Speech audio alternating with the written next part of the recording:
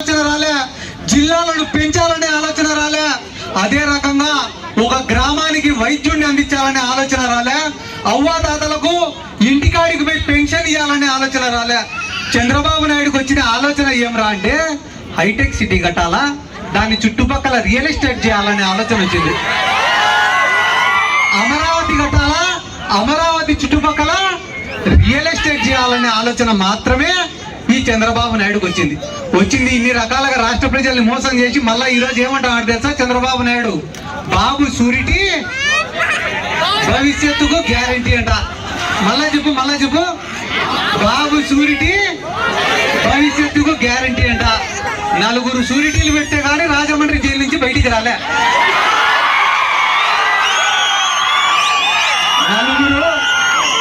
4 షూరిటీలు పెడితే కానీ రాజమండ్రి జైలు నుంచి బయటికి రానోడికి ఈ రాష్ట్ర ప్రజలకు గ్యారంటీ ఇస్తాడంట ఈ చంద్రబాబు నాయుడు. ఒక కుటుంబానికి ఆపద వస్తేనో, ఇంట్లో తండ్రికి ఆపద వస్తేనో, తల్లికి ఆపద వస్తేనో, చెల్లికి ఆపద వస్తేనో మనం ఏం చేస్తాం? ప్రాణం అడ్డం పెట్టి పోరాడతాం, అంతేనా?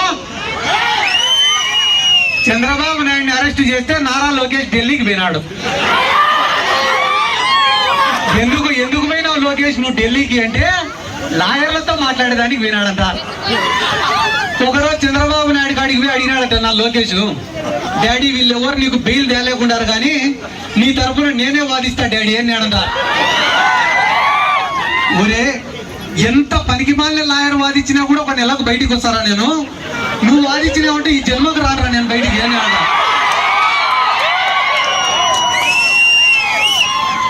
అంటే ఎందుకు నేను చెప్తానా అంటే వాళ్ళకు కూడా ఒక ప్రోటోకాల్ సమస్య పడింది ఇప్పుడు. ఎవరికి? పవన్ కళ్యాణ్ కు, నారా లోకేష్ కి. నేను గొప్ప అంటే నేను గొప్ప, నేను గొప్ప అంటే నేను గొప్ప అని. మనం ఎవరినైనా తిట్టినామనుకో, నువ్వు లోకేష్ ఎట తిడతావు, నన్నుగా తిట్టాల్సిందని పవన్ కళ్యాణ్ తిట్టినామనుకో, వాడిని ఎట తిడతావు, నన్ను తిట్టాలని నారా లోకేష్. ఇట ప్రోటోకాల్ కోసమే మా ఊర్లో కూడా 2 కొట్టాడుకుంటూ అయినారు. ఒక నాయకుడు ఉన్నాడు, ఆ నాయకుడు వెనక పక్క బలమైన కార్యకర్త ఒకడున్నాడు. ఒకరోజు ఏం చేసినారు, 2 కలిసి ధర్నా చేసినారు. ధర్నా చేస్తేనే పోలీసు వాళ్ళు ఏం చేసినారు, ఆ నాయకుడిని విడిచిపెట్టి ఆ బలమైన కార్యకర్తను ఎత్తుకుపోయి లోపల వారేసినారు. లోపల వారేస్తేనే ఈ నాయకుడు ఏం చేసినాడు, వెంటనే స్టేషన్ బయటికి పోయి ధర్నా కూర్చున్నాడు.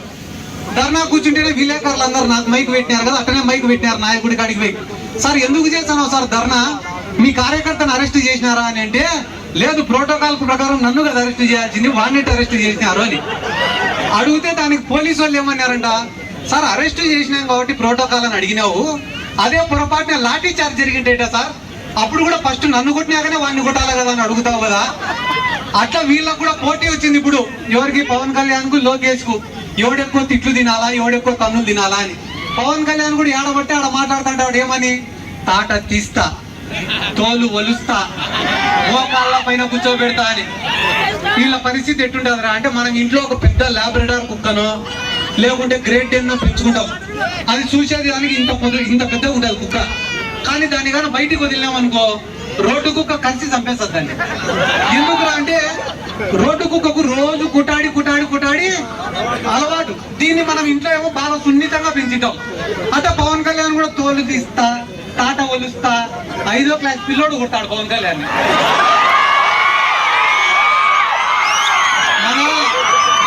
మన గవర్నమెంట్ స్కూళ్ళల్లో చదువుకుని 5వ క్లాస్ పిల్లోడు కొట్టాడు. ఎందుకంటే ఈ పిల్లల కష్టాలు తెలుసు, నష్టాలు తెలుసు, అవమానాలు తెలుసు, బాధలు తెలుసు, ఇబ్బందులు తెలుసు. కాబట్టి వీళ్ళకేం తెలుసు, ఏసీ కార్లలో కూర్చునేది, బయటికి వచ్చేది, ఊగిపోయేటట్టు బయట మాట్లాడేది, మళ్ళా ఇంటికి పోయి మత్సంగా అన్ని మర్చిపోయి పడుకునేది. వాస్తవమే కదా. జగన్మోహన్ రెడ్డి గారు ఏ రోజన్నా కూడా పవన్ కళ్యాణ్ కానీ ఇంకొకరిని కానీ తప్పుగా మాట్లాడినాడా, దూషించినాడా? ఇదే పవన్ కళ్యాణ్ మైకు పట్టుకొని వీధి తిరిగి చెప్పినాడు ఏమని, చంద్రబాబు నాయుడు, నారా లోకేష్ నా తల్లిని దూషించినారు, నా తల్లి గురించి తప్పుడు ప్రచారాలు చేసినారని చెప్పి రాష్ట్రం అంతా తిరిగి చెప్పినాడు. అదే పవన్ కళ్యాణ్ ఈరోజు ఏం చేశాడు, చంద్రబాబు నాయుడు సంఘం నాకుతాన్నమాట. వాస్తవమా కాదా? ఒక్కసారి ఆలోచించండి. నేను మిమ్మల్ని అడుగుతాను, ఒక్క మాట చెప్పండి. మీ ఇంట్లో తల్లిని కానీ, చెల్లిని కానీ, భార్యను కానీ ఎవడైనా కూడా తప్పుగా మాట్లాడితే ఏం చేస్తారు మీరు? తాట తీస్తావా? కొంతమంది వెనక పక్క వెరైటీ చెప్తారు, మాట్లాడకూడదు. వాస్తవానికైతే మన ఇంట్లో వాళ్ళ గురించి ఎవరైనా మాట్లాడితే కోపం వస్తే కొడతాం, తిడతాం, ఇంకా మనకు శక్తి ఉంటే నరుకుతాం. ఒకవేళ అది చేసే శక్తి గాన మనకు లేకపోతే కనీసం అటువంటి వ్యక్తులకు దూరం ఉంటాం. లేదా ఏదో ఒక రోజు మనకు ఆ శక్తి వచ్చినప్పుడు గుర్తు పెట్టుకొని మరి తొక్కుతాం. కానీ ఈడ పవన్ కళ్యాణ్ దేశ రాజకీయాలు, సుభాష్ చంద్రబోసు, జవహర్లాల్ నెహ్రూ, మహాత్మా గాంధీ, మార్క్సిజము, లెనినిజము, చెగువీరా, ఈ పేర్లు కూడా ఇలా నేను ఎప్పుడు పవన్ కళ్యాణ్ చెప్పినాక నేను చదవడం మొదలుపెట్టిన వీళ్ళందరూ ఎవరు ఏం కథ అని.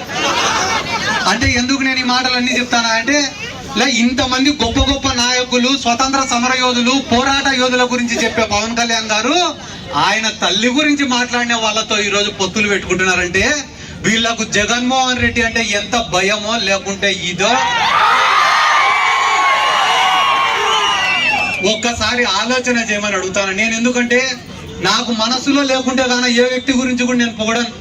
ఇక్కడ అనిపిస్తేనే పొగుడుతా తప్ప ఒకరి గురించి భజన చేసే వ్యక్తిని కూడా కాదు నేను మా ఊరి గురించే చెప్తాను. ఎక్కడి గురించో వైఎస్ఆర్ కాంగ్రెస్ పార్టీ పరిస్థితి ఎట్లుందో చెప్పడానికి ప్రపంచం అంతా తిరగాల్సిన అవసరం లే.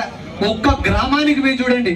నా సొంత గ్రామానికి నేను పోయి ఒకసారి సచివాలయంలో లిస్టు తెప్పించుకొని మా గ్రామానికి ఏమేమి వచ్చినారా అంటే సచివాలయాలు, ఆర్బీకేలు, హెల్త్ సెంటర్లు, మినీ గోడౌన్లు, నాడు నేడు కింద స్కూళ్ళు, ఎక్స్ట్రా క్లాస్ రూమ్లు, ఇవి కాకుండా ఇంటి పట్టాలు, ఇల్లులు, ఇవి కాకుండా 27 కోట్లు సంక్షేమ రూపకంలో డబ్బులు వస్తే ఇప్పుడు చెప్పండి అన్న 2.5 లక్షల కోట్ల రూపాయలు ప్రజల అకౌంట్ లో వేస్తే జగనే రాకుంటే ఏం చేశాడని చంద్రబాబు నాయుడు వస్తాడో ఒక్కసారి ఆలోచన చేసుకొని చెప్పమని నేను అడుగుతున్నా.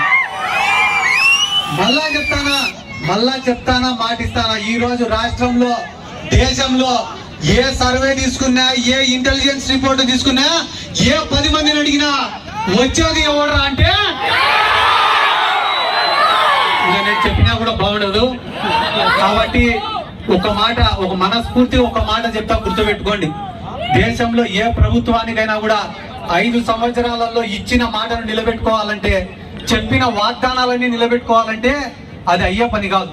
60% వాగ్దానాలను నెరవేర్చినా కూడా ఆ ప్రభుత్వం పాస్ మార్కులు సాధించినట్టనే. కానీ మన రాష్ట్రంలో జగన్మోహన్ రెడ్డి గారు 95% వాగ్దానాలను నిలబెట్టుకున్నాడు. అది కూడా 5 సంవత్సరాల కాలంలో కాదు, కేవలం 3.5 సంవత్సరాల కాలంలోనే. మిగిలిన 1.5 కాలం కూడా కరోనాకు పోయింది. ఆ కరోనా లాంటి క్లిష్టమైన సమయంలో కూడా ఇచ్చిన మాటను నిలబెట్టుకునే గొప్ప వ్యక్తి వైఎస్ జగన్మోహన్ రెడ్డి గారు. అటువంటి జగన్మోహన్ రెడ్డి గారి కోసం పోరాడడానికి నేను సిద్ధం, మీరు సిద్ధమా? జగన్మోహన్ రెడ్డి గారి కోసం కష్టపడడానికి నేను సిద్ధం, మీరు సిద్ధమా? జగన్మోహన్ రెడ్డి గారిని ముఖ్యమంత్రిని చేసుకోవడానికి నేను సిద్ధం, మీరు సిద్ధమా? ఇంత ప్రేమగా ఇక్కడికి వచ్చి ఆశీర్వదించిన ప్రతి ఒక్కరికి పేరు పేరున నా ధన్యవాదాలు తెలియజేసుకుంటూ సెలవు తీసుకుంటున్నాను. జై జగన్.